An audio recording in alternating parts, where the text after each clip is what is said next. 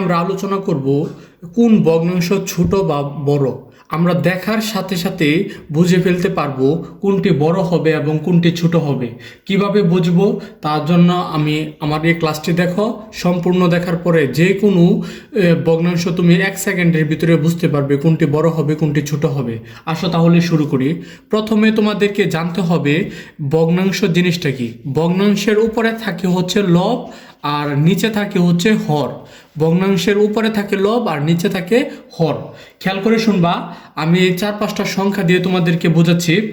প্রথম সংখ্যা দিলাম 7, 8 ভাগ হচ্ছে 9।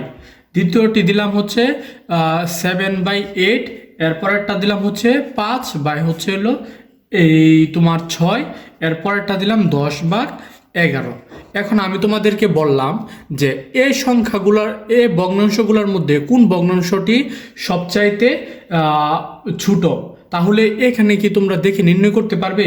যদি দেখে নির্ণয় করতে না পারো তাহলে দেখো, সবসময় খেয়াল করবে যদি ভগ্নাংশগুলোর ব্যবধান একই হয়, যেমন এখানে উপরে আছে 8, নিচে আছে 9, এদের ব্যবধান হচ্ছে 1, এবং এর পরের সংখ্যাটি হচ্ছে উপরে হচ্ছে 7, নিচে হচ্ছে 8, ব্যবধান 1, এর পরের সংখ্যাটি উপরে 5, নিচে 6, ব্যবধান 1, এবং এর পরের সংখ্যা উপরে 10, নিচে 11, ব্যবধান 1।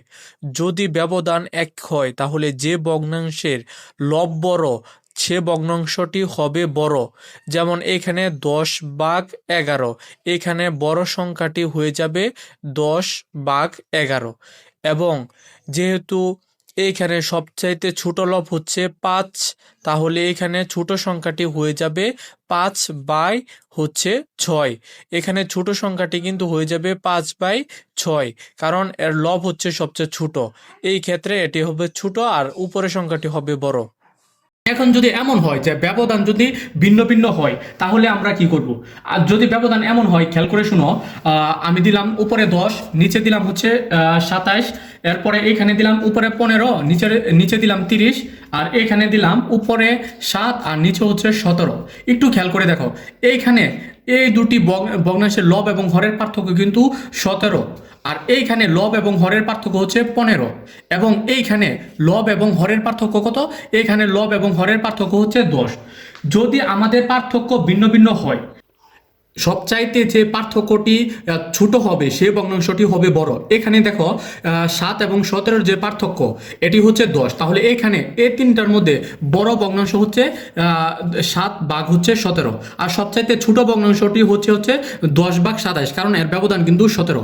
এইভাবে তোমরা যে কোনো ভগ্নাংশ দেখার সাথে সাথে ব্যবধান বের করতে পারবে। ধন্যবাদ।